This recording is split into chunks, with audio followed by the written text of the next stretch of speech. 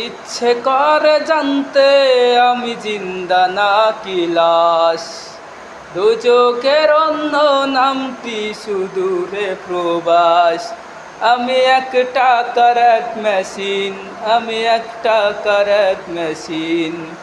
ইচ্ছে করে জানতে মাগো আমি জিন্দা নাকি লাশ, দু চোখের অন্য নামটি সুদূরে প্রবাস। আমি এক প্রবাসী ভাই, কত কষ্ট করি ভাই।